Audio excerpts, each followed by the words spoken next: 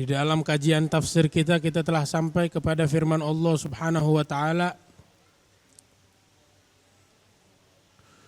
wa dakhala al-madinata ala hini ghaflatin min ahliha.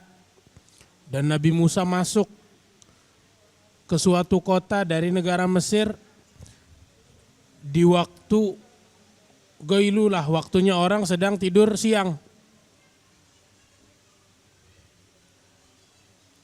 Orang-orang sedang sibuk dengan kesibukan mereka masing-masing di waktu siang hari.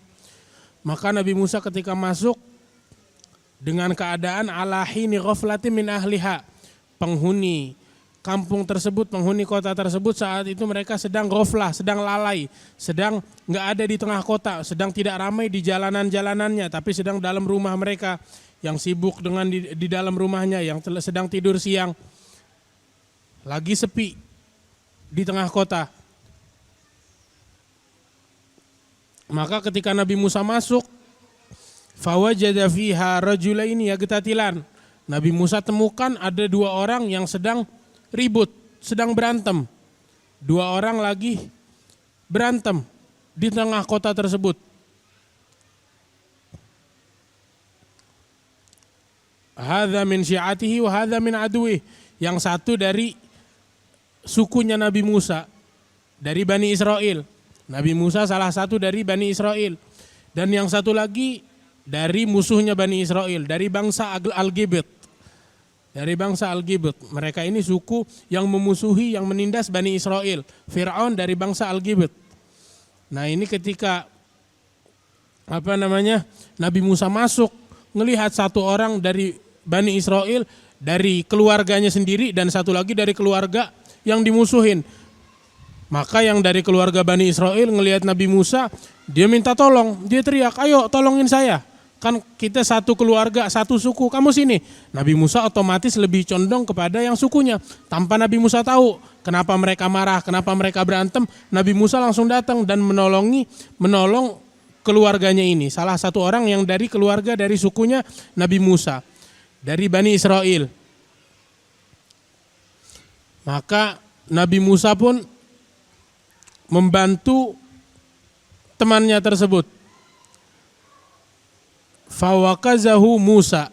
Maka Nabi Musa memukul dada orang tersebut, artinya mendorong. Ini lagi berantem, lagi ribut, Nabi Musa dorong. Ada lagi yang bilang makna wakazahu maknanya sama Nabi Musa dipukul. Ada lagi yang bilang makna wakaz itu didorong tapi bukan dengan kencang, didorong dengan perlahan-lahan.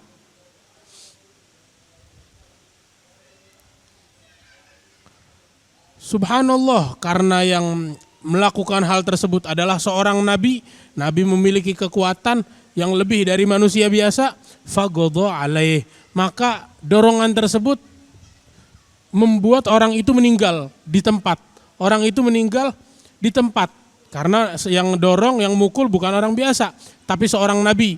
Itu Rasulullah SAW suatu hari di suatu peperangan, beliau melempar suatu benda ke orang non-muslim, ke musuhnya beliau. Di saat orang-orang berperang, Rasulullah lempar batu, maka ini batu menyenggol salah satu musuhnya Allah Subhanahu wa taala. Ketika menyenggol, menggores, cuman nyerempet. Ini orang jatuh dari atas kudanya kesakitan, teriak-teriak. Maka temannya yang sama-sama non-muslim, sama-sama musuhnya Rasulullah, dia bilang, kamu lebay banget jadi orang. Sungguh ini lemparannya Muhammad, kalau kena mata saya juga, saya nggak kucak mata saya, artinya biasa, cuman kesenggol dikit ya nggak apa-apa. Kata dia, wallahi ini lemparan batu kalau kena ke gunung, gunung bisa hancur. Kata orang itu. Kenapa? Karena bukan sembarangan orang. Yang melempar bukan sembarangan orang, tapi yang melempar tangan yang terhubung dengan Allah, yang Allah sabdakan mengenai tangan tersebut, wa ma ramaita idz ramait walakinnallaha rama. Engkau tidak melempar di saat kamu melempar, tapi pada hakikatnya yang melempar, siapa yang melempar? Allah Subhanahu wa taala. Engkau cuman alat yang Allah jadikan, alat yang menyampaikan batu kepada seseorang, menyampaikan lemparan yang ingin Allah lempar, kamu sebagai alat. Tapi sebenarnya yang menyampaikan, yang melempar adalah Allah Subhanahu wa taala. Nah ini orang tersebut pun meninggal di tempat. Nabi Musa ngelihat gitu kaget. Nabi Musa kaget dan Nabi Musa nyesal atas hal tersebut. Lalu Nabi Musa mengatakan dalam dirinya, hadza min amali syaitan, innahu adu mudhillum mubin. Kata Nabi Musa, ini bukan perbuatan seorang nabi, ini bukan perbuatan orang yang baik, bukan perbuatan orang soleh. Ini adalah amalnya syaitan, ngebunuh orang, membuli orang. Karena seorang muslim, seorang mukmin, kalau melihat saudaranya sedang bertengkar satu sama lain, bukannya dia bantu yang satu untuk menindas yang lainnya, tapi dia melerai, memisahkan. Di dalam Al-Quran Allah Subhanahu wa taala bersabda, innamal mu'minuna ikhwah fa aslihu baina akhwaikum. Sesungguhnya kaum mukminun, orang-orang yang beriman adalah ikhwah, saudara. Maka hendaknya aslihu baina akhwaikum. Kalian lerai permasalahan antara saudara kalian. Saudara kita saling berantem, saling debat. Bukannya kita makin manas-manasin, oh iya emang kita lanjutin, enggak. Tapi kita jadi penengah. Bukan artinya penengah menyampaikan omongan ini ke yang itu dan sebagainya, enggak. Itu namanya namimah. Tapi penengah yang meredamkan, yang membuat amarahnya berhenti. Lagi marahan, kita buat jadi bersaudara lagi. Nah ini orang yang hebat. Orang yang hebat semacam ini yang bisa menyambung tali silaturahmi antara dua orang yang sedang bermusuhan. Bahkan disebutkan bahwasanya berbohong dalam kebaikan semacam itu memperkuat persaudaraan orang satu sama lain yang sedang ribut, yang sedang tidak baik-baik saja. Bohong di dalam hal tersebut boleh. Oh fulan minta maaf, padahal enggak. Fulan nyampein ke ana minta maaf untuk ente. Terus disampaikan ke yang satunya fulan minta maaf. Itu dikatakan oleh para ulama bohong di dalam hal tersebut itu diperbolehkan. Kalau tujuannya baik, tujuannya agar mereka nyatu kembali, agar mereka bersaudara kembali. Itu kata Nabi Musa. Nabi Musa bilang ini bukan amalan orang baik. Ini amalannya syaitan hal semacam ini. Innahu adu mudhillum mubin. Emang dasar kata Nabi Musa, syaitan adalah musuh yang sesat, yang ketersasatannya jelas, ngajak orang kepada keburukan, kepada ketersesatan. Lalu Nabi Musa berdoa. Nabi Musa bilang, "Qala rabbi inni zalamtu nafsi." Ya Allah, sungguh saya telah menzalimi diri saya. Saya telah melakukan kejahatan dengan membunuh orang dari bangsa Al-Ghibit ini tanpa perintah dari Allah. Tanpa perintah dari Allah Subhanahu wa taala. Faghfirli, maka ampuni saya ya Rabb, maafin saya. Faghfaralah, maka Allah mengampuni Nabi Musa. Setelah Nabi Musa istighfar, innahu huwal ghafurur rahim, ialah Allah yang maha pengampun, yang maha penyayang. Lihat, seseorang dari kita kalau jatuh di dalam maksiat, jatuh ke dalam keburukan, yang mana di saat dia melakukan keburukan, semua orang dari kita nggak ada yang melakukan keburukan karena keinginan dirinya, enggak. Tapi di saat orang ngelakuin maksiat, itu matanya ditutupin oleh syaitan. Dia lupa kalau ini sama dengan api neraka, itu dia nggak tahu.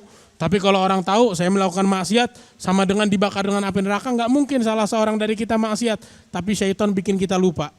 Dan kalau kita lupa, kita jeblos dalam maksiat, ketika kita sadar langsung kembali kepada Allah. Minta ampunan Allah Subhanahu wa ta'ala.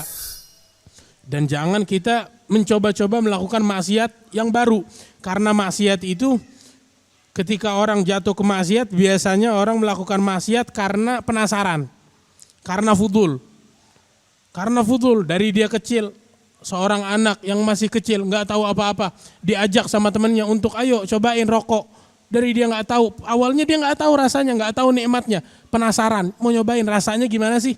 Akhirnya sekali, dua kali akhirnya terbiasa dengan maksiat. Dan maksiat-maksiat lainnya seperti itu. Semua maksiat modelnya seperti itu. Awalnya penasaran. Setelah dia tahu rasanya, dia terus-menerus, baru dia terbiasa melakukan maksiat. Sehingga menjatuh di dalam israr. Israr ini terus-menerus dalam suatu maksiat. Dan hal tersebut tidak diridhoi oleh Allah Subhanahu wa ta'ala. Tapi kalau orang setelah dia melakukan maksiat, dia minta ampun kepada Allah, Allah maha pengampun, Allah pasti mengampuni orang tersebut.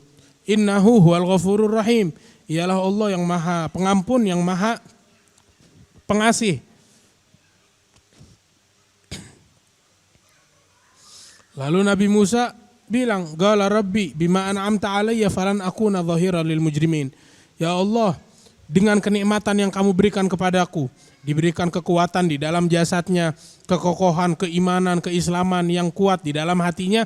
Dengan kenikmatan-kenikmatan ini, kata Nabi Musa, Atau kata mufassirin juga bima an'amta alai, dengan kenikmatan yang kau berikan kepadamu. Maksudnya apa? Ampunan. Dengan ampunan yang kamu berikan kepadamu, aku nggak akan melakukan maksiat lagi, kata Nabi Musa. Falan aku nadzahiral lil mujrimin. Saya nggak akan menolong orang-orang tukang maksiat. Artinya saya nggak akan menolong syaitan di dalam menyampaikan saya kepada keinginannya dengan saya bermaksiat. Dengan nikmat yang kamu berikan kepadaku ya Allah, dengan ampunan yang kamu berikan, saya nggak akan maksiat lagi, kata Nabi Musa.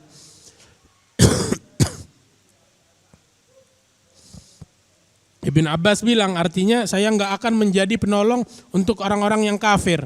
Karena ternyata yang Nabi Musa tolong bahwasanya orang dari Bani Israel itu yang minta ditolong sama Nabi Musa. Dan akhirnya Nabi Musa tolong, Nabi Musa membunuh musuhnya, orang itu ternyata orang kafir. Nabi Musa bilang saya nggak akan nolong orang kafir lagi. Begitu kata Ibn Abbas makna ayat ini.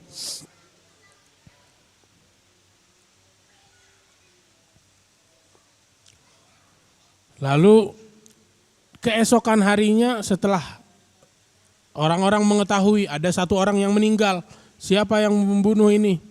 Nabi Musa mulai takut. Nabi Musa mulai takut karena melakukan sesuatu yang buruk, melakukan kejelekan. Walaupun di antara dia sama Allah sudah dimaafkan oleh Allah, tapi ada juga huququn nas. Huququn nas ini hak orang susah.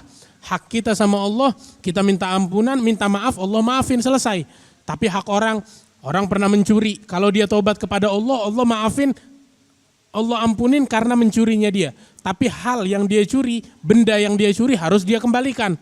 Nah begitu juga kalau seseorang membunuh, dia minta ampunan kepada Allah, Allah maafin. Tapi sekarang karena dia membunuh, dia harus membayar diahnya. Harus ada yang dibayar. Maka fa'asbaha fil madinati khaifan yataraggab. Di hari esoknya Nabi Musa di pagi hari esoknya takut karena telah membunuh satu orang dari bangsa Gibit, dari bangsa Fir'aun. Dan Nabi Musa nunggu, tinggal nunggu kabar Musa dicari, tinggal nunggu kabar tersebut.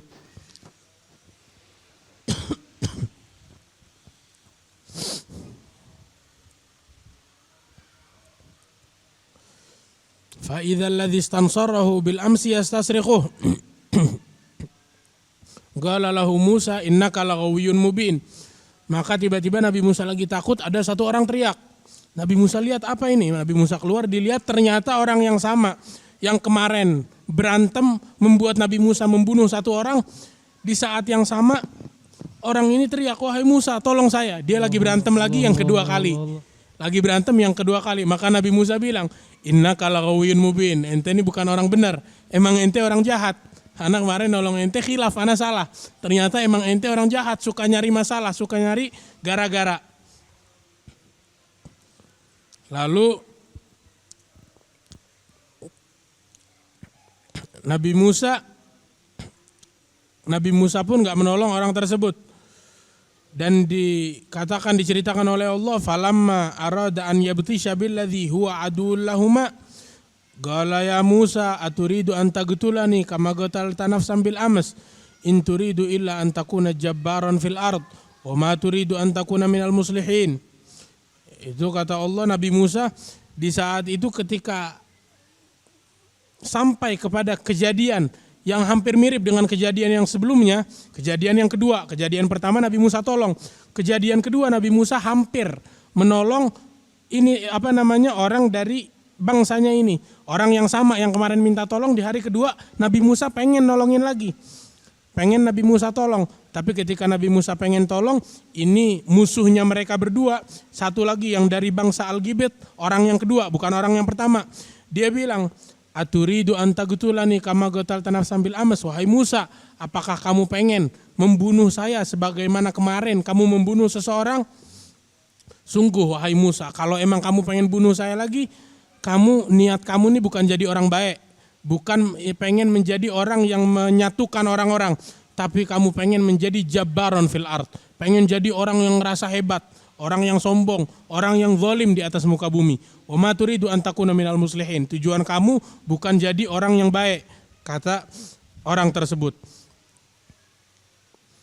Maka di saat mereka berseteru, itu datang satu orang. Wajah rajulun min aqsal madinati yas'a. Qala ya Musa innal mala'a ya'tamiruna bika liyaqtuluk fakhruj inni laka minan nasihin. Itu dia datang kepada Nabi Musa, satu orang lain lagi, dia bilang, wahai Musa, dia datang sambil dalam keadaan yas'a. Ja'a rajulun min aqsal Madinah yas'a, datang dengan keadaan berlari, berpeluh keringetan. Dia bilang, wahai Musa, kenapa? Ini tentara Fir'aun sedang nyari engkau, kata orang tersebut. Tapi orang ini dia sambil lari, dia ngambil jalan pintas. Nah ini tentara sekarang sedang mencari kamu. Dan saya nasehatin kamu ngapain? Keluar dari kota, keluar dari negeri Mesir. Pergi ke tempat yang lain, pergi ke tempat yang jauh. Kalau enggak kenapa? Kamu bisa ditangkap, kamu bisa dibunuh. Kata temannya Nabi Musa ini. Fakharaja minha khaifan yataraggab. Maka Nabi Musa pun keluar dari kota tersebut, kabur. Dan Nabi Musa nunggu, berhati-hati dengan keadaan yataraggab. Yataraggab ini orang kalau nunggu sesuatu dia berhati-hati. Ada sesuatu dikit dia dengar, oh apa itu? Dengan keadaan buka mata, buka telinga.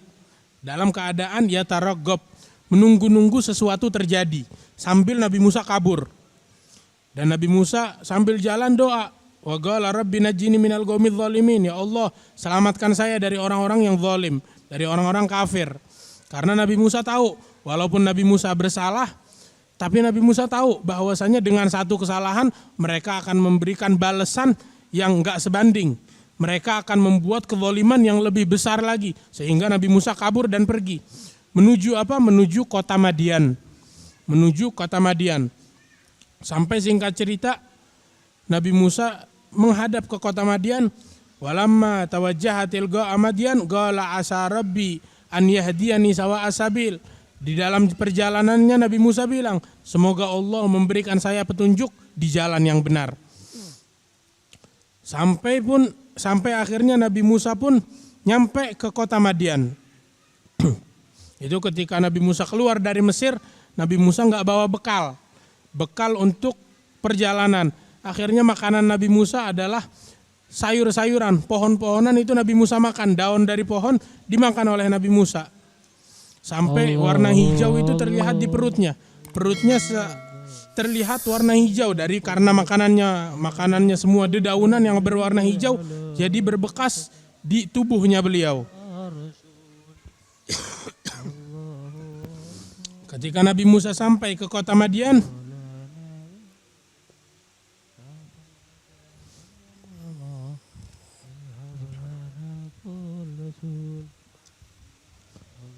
walamma warada ma'a Madian wajada alaihi ummatan minan nas yasgun. Ketika datang ke kota Madian, Nabi Musa lihat di kota Madian ada ramai orang, banyak orang yang sedang menimba air. Wa wajada min dunihim imra'ataini tadhudan. Dan Nabi Musa dapatkan ada dua wanita yang jauh dari orang-orang yang sedang menimba air. Orang-orang ngambil air di sumur dan ada dua perempuan yang jauh ngeliatin ke arah sumur. Seakan-akan pengen ngambil air tapi mereka nggak berani. Kenapa? Karena masih banyak orang laki. Maka Nabi Musa lihat gitu, Nabi Musa tahu ini kayaknya orang butuh bantuan. Maka Nabi Musa datengin dua wanita tersebut.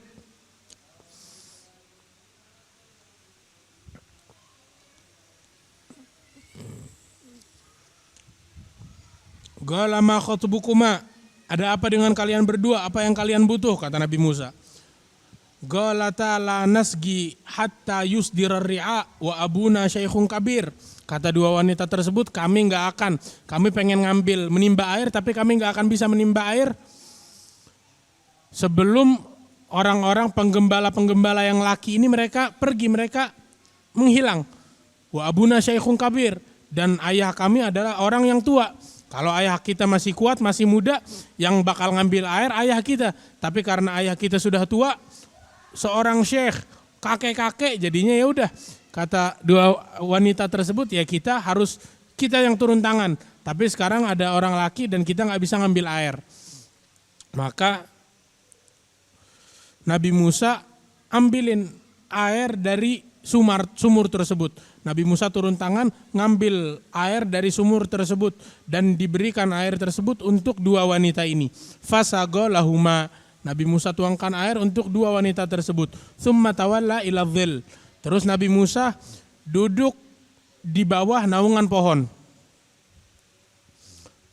Faqala rabbi inni lima anzalta ilayya min khairin faqir. Nabi Musa doa, ya Allah, saya sangatlah fakir akan kebaikan-kebaikan yang kamu turunkan. Saya amatlah membutuhkan kebaikan yang kamu turunkan. Kata Nabi Musa, Rabbi inni lima anzalta ilayya min khairin faqir. Nabi Musa doa dengan doa ini. Maka setelah Nabi Musa doa, ini wanita datang kepada Nabi Musa. Faja'athu ihdahuma tamshi ala istihya. Datang salah satu dari dua wanita tersebut yang tadi bersifat jalannya itu ada sifat jalannya. Sifat jalannya seperti apa? Ini sifat jalan yang Allah sebut di dalam Al-Qur'an. Sifat jalan seorang wanita yang mulia. Tamshi ala istihya. Jalan dengan keadaan merasa malu. Jalannya dengan keadaan ngerasa malu. Malu dilihat oleh lelaki yang di sekelilingnya, yang di sekitarnya. Qalat inna abi yad'uka liyajziyaka ajra ma saqaita lana. Maka dia mengatakan, sesungguhnya ayah kami, ayah kita, ayah saya, kata wanita tersebut, memanggil kamu. Untuk apa? Untuk membalas perbuatan baik kamu. Kamu melakukan perbuatan baik, mengambil air untuk kami. Nah, ayah kita ketika kita sampai ke rumah bilang, siapa yang ngambilin air? Kita bilang, ada satu anak muda, maka ayah kita pengen berikan balasan untukmu. Jadi sekarang kamu dipanggil oleh saya punya ayah. Diajak ke rumahnya ayah dari dua wanita tersebut. Maka Nabi Musa pun datang ke rumah ayah dari dua wanita tersebut. Ini kata para mufassirin bahwasanya itu karena doanya Nabi Musa. Nabi Musa doa, disebutkan bahwasanya orang kalau pengen dapat jodoh, pengen dapat rumah, pengen punya amalan, dia baca doa ini. Dapat 3 hal, 3 in 1. Dapat jodoh, rumah sama kerjaan. Baca apa? Rabbi inni lima anzalta ilayya min khairin faqir. Perbanyak doa ini. Paling enggak sehari 100. Diulang-ulang dibaca doa ini. Rabbi inni lima anzalta ilayya min khairin faqir.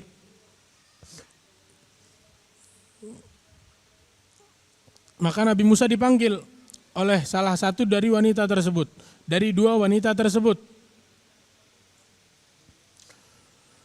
Falamma ja'ahu wa qassa 'alaihi al-qasasa qala la takhaf najawta minal qaumidz zalimin. Ketika Nabi Musa datang ke ayah dari dua wanita tersebut, itu ayah dari dua wanita tersebut diceritain oleh Nabi Musa, saya datang dari Mesir gini dan itu, diceritain bahwa dia membunuh satu orang dan sekarang dia dicari buronan di negaranya. Maka kata orang tua ini, dia bilang la takhaf, kamu jangan takut, najauta minal qaumidz zalimin. Kamu di sini aman, kamu terjaga, kamu selamat dari orang-orang yang zalim. Karena Fir'aun saat itu, kerajaan Fir'aun, Madian, kota Madian bukan salah satu dari kerajaan Fir'aun, sehingga Fir'aun gak bisa sampai ke kota Madian. Jadi kata ayahnya dua wanita tersebut, kamu di sini kamu aman dan tenang. Dan ternyata orang tua itu adalah seorang nabi, yaitu Nabi Syu'aib. Maka salah satu dari dua wanita tersebut bilang, dia bilang, ya galat ihdahuma ya abati ista'jirhu inna khaira man ista'jartal qawiyul amin. Wahai ayah, mendingan orang ini suruh kerja aja sama kita. Dia kan bisa ngambil air, bisa ini dan itu, mendingan suruh dia kerja. Inna khaira man ista'jarta al-qawiyul amin, karena sebaik-baiknya pekerja adalah orang yang kuat, yang amanah. Orang kuat yang amanah, nah ini sebaik-baiknya pekerja. Kata anaknya Nabi Syu'aib. Itu dikatakan ini wanita ini tahu dari mana kalau Nabi Musa kuat dan amanah. Itu karena ketika Nabi Musa pengen ngambil nimba air di sumur, itu sumurnya ditutup dengan batu yang besar. Yang mestinya kalau mau diangkat, yang ngangkat harus 10 orang, harus banyak orang yang bisa ngangkat batu itu. Tapi Nabi Musa ketika datang, beliau sendiri kuat ngangkat itu batu dan menimba air. Nabi Musa sendirian ngangkat batu yang begitu besar. Jadi mereka tahu Nabi Musa kuat. Terus tahu dari mana Nabi Musa orang yang amanah? Karena ketika diajak Nabi Musa untuk ke rumah Nabi Musa oleh salah satu dari 2 wanita tersebut, itu wanita karena dia yang tahu jalan, dia jalan di depan.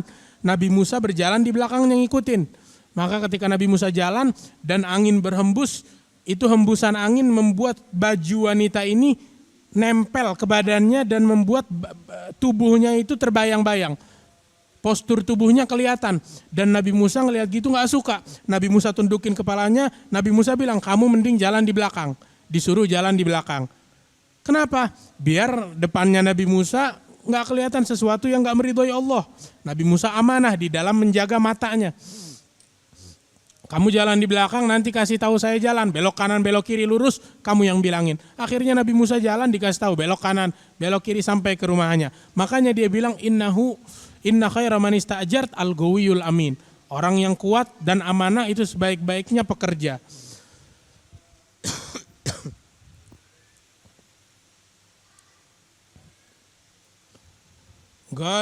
Maka Nabi Syuaib bilang, inni uridu an unkihaka ihda ibnatayya hatain. Saya mau menikahi kamu dengan salah satu dari kedua anak saya ini. Ala an ta'jurani thamaniyah hijaj. Dengan maharnya, apa maharnya? Kamu kerja sama saya selama 8 tahun atau 10 tahun. Fa in atmamta 'ashran fa min indik. Tapi yang saya wajibin 8 tahun. Kalau kamu selesaikan 10 tahun ya ini dari kamu. Ini adalah sesuatu dari kamu. Yang saya wajibkan cuma 8. Wa ma uridu an asyugga alaik. Saya enggak mau maksa kamu untuk memilih. Baik dalam memilih 8 tahun atau 10 tahun, intinya yang 8 wajib, mau 10 apa enggak saya enggak maksa kamu. Atau dengan makna yang lain, saya enggak maksa kamu untuk menikahi salah satu dari 2 putri saya. Enggak saya paksa kamu nikahin yang tua atau kamu nikahin yang kecil, enggak ada paksaan dalam hal tersebut. Artinya di sini ada pelajaran bahwasanya para nabi-nabi kalau pengen nikahin anak mereka, itu mereka enggak memaksakan harus anak yang dewasa dulu nikah baru yang kecil nikah. Yang kecil enggak boleh ngelengkapin, itu enggak ada di ajaran para nabi-nabi. Dia bilang, Nabi Syuaib bilang, saya pengen nikahin kamu salah satu dari 2 anak saya ini, dari 2 putri saya. Mau yang mana pilih, bebas. Enggak ada ketentuan kamu harus nikahin yang besar atau yang ini yang itu, enggak, tapi bebas. Wa ma uridu an asyugga alaik, saya enggak mau maksa kamu. Satajiduni insyaallah minas sabirin. Insyaallah kamu dapatkan saya sebagai seseorang yang penyabar. Maka Nabi Musa bilang, dzalika baini wa bainak. Ayyamal ajalaini qadaitu fala udwana alai wallahu ala ma naqulu wakil. Nabi Musa bilang, ya udah, intinya syarat itu ketentuan itu antara aku dan kamu. Dan nanti kita lihat nanti 8 tahun atau 10 tahun yang saya selesaikan itu kita lihat nanti. Kalau saya selesaikan 8 tahun fala udwana alai. Ya udah, jangan kamu minta lebih. Artinya kalau saya segimanapun yang saya lakukan ya udah terima aja. Baik 8 atau 10. Jadi kesepakatan mereka 8. Yang 10 ya lihat ntar. Wallahu ala ma naqulu wakil. Dan Allah menyaksikan apa yang kita lakukan. Negosiasinya kita ini disaksikan, diperhatikan oleh Allah Subhanahu wa taala.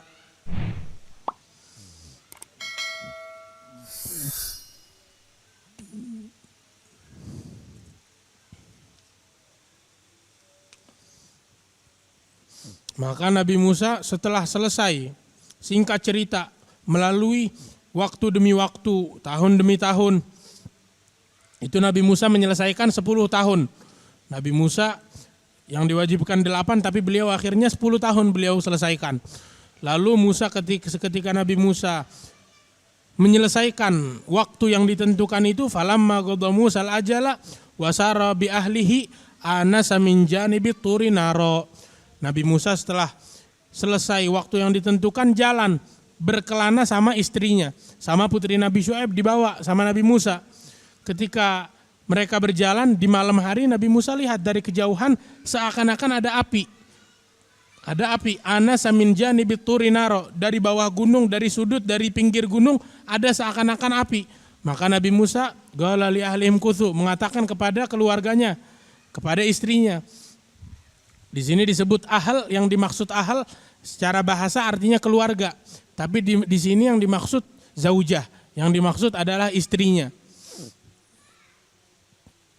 Dan begini biasanya kalau orang Arab nyebut istri ahal, keluarga disebutnya. Itu di Tarim sana sampai sekarang kalau nyebut orang, oh fulan wa ahluh, dia sama istrinya, tapi nggak disebut istri, dibilangnya keluarga. Karena kalau nyebut istri itu kayak kurang bagus, kayak terlalu to the point. Terlalu to the point. Jadi mereka bilangnya keluarga, tapi yang dimaksud istri. Kalau yang dimaksud anak dibilangnya aulad. Begitu jadi. Di sini Allah sebut qala li ahlihi. Nabi Musa mengatakan kepada keluarganya, kepada istrinya.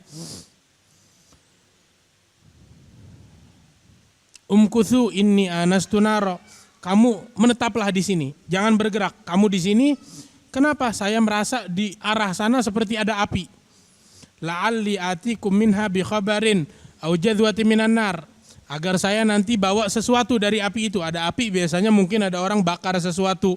Mungkin ada daging bakar, ada sate, orang lagi nyate bisa saya bawa pulang. Ya udah biarkan saya, kamu tunggu di sini, biar saya yang ke sana. Nanti saya ke sini saya bawain apa yang bisa saya dapat, kata Nabi Musa. La'alli atikum minha bi khabarin. Atau maknanya bisa saja saya nanya jalan, nanya arah ke orang tersebut. Orang yang ada di perapian tersebut. La'alli atikum minha bi khabarin au jadwati minan nari la'allakum tastalun. Atau paling enggak kalau enggak dapat kabar, enggak dapat apa-apa, ya paling enggak itu kan ada api, bisa saya bawa kayu, saya bakar dapat api. Karena zaman itu belum ada korek, jadi susah nyalain api. Dia ada api ya udah bisa kita manfaatin, paling enggak apinya bisa buat kita di dalam bermalam kita jadi hangat, enggak kedinginan di malam hari. La'allakum tastalun, agar kita gunakan api untuk menghangatkan diri kita. Falamma ataha nudiya min syati'il wadil aymani fil buq'atil mubarakati minasyajarah an ya Musa inni anallahu rabbul alamin. Ketika Nabi Musa datang menuju api tersebut, datengin api tersebut, dengar suara yang memanggil dari lembah di sisi pegunungan tersebut. Nabi Musa dengar panggilan. Fil buq'atil mubarakah, di tempat yang diberkahi Allah, artinya itu tempat yang diberkahi, tempat yang suci dan mulia. Dari arah pepohonan, minasyajarah. Suaranya Nabi Musa dengar seperti apa? Apa yang dikatakan? Ya Musa, wahai Musa, inni anallah, aku adalah Allah Rabbul Alamin, Tuhan alam semesta. Wa an algi asok, kamu hendaknya lempar tongkat yang kamu pakai. Tongkat kamu lempar, kata Allah. Maka ketika Nabi Musa lempar, Nabi Musa lihat, perhatikan itu tongkat berubah menjadi ular.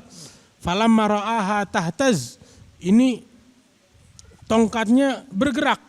Tongkat yang mestinya nggak bergerak, benda mati tiba-tiba memiliki kehidupan dan bergerak. Ka'annaha janun walla mudbiran walam yu'aggib. Nabi Musa lihat gitu, ini apa? Ini ada jinnya apa ini tongkat? Nabi Musa takut kabur. Ketika Nabi Musa kabur, Allah manggil, ya Musa aqbil wala takhaf. Wahai Musa, sini kemarilah, jangan takut. Innaka minal aminin. Kamu ini diamankan, kamu ini dijaga oleh Allah. Jangan takut, sini maju. Lalu Allah, itu tanda yang pertama, mukjizat pertama yang dikasih ke Nabi Musa, karena setiap nabi itu dibangkitkan, diutus setiap nabi memiliki mukjizat yang mengalahkan sesuatu yang hebat di zaman tersebut. Nabi Musa, ketika di zaman Nabi Musa, orang-orang yang artinya sesuatu yang paling hebat di zaman mereka itu sihir. Orang ada yang punya sihir ini dan itu, banyak sihir-sihir mereka. Sehingga Nabi Musa datengin sesuatu yang bukan cuman sihir, tapi lebih besar dari sihir. Sesuatu mukjizat yang mengalahkan sihir-sihir mereka. Nabi besar Muhammad ketika datang, bangsa jahiliyah saat itu mereka suka dengan bahasa Arab. Bahasa dengan syair. dengan syair yang begitu hebat, bahasa yang tersusun rapi, maka Allah turunkan Al-Quran yang mengalahkan semua syair. Allah turunkan Al-Quran. Nah ini Nabi Musa Allah kasih kekuatan, apa itu? Tongkatnya bisa berubah jadi ular, itu yang pertama. Yang kedua Allah bilang usluk yadaka fi jaybik takhruj bayda min ghairi su. Yang kedua kata Allah, coba masukin tangan kamu ke kantong. Nabi Musa dengar kata, masukin tangannya ke kantong. Ketika dikeluarkan, itu tangannya terang benderang. Takhruj bayda min ghairi su. Keluar tangannya itu terang benderang tangannya. Wadmum ilaika janahaka minar rahab. Lalu Allah Subhanahu wa taala bilang kepada Nabi Musa, dan kembalikan tanganmu ke tempat semula.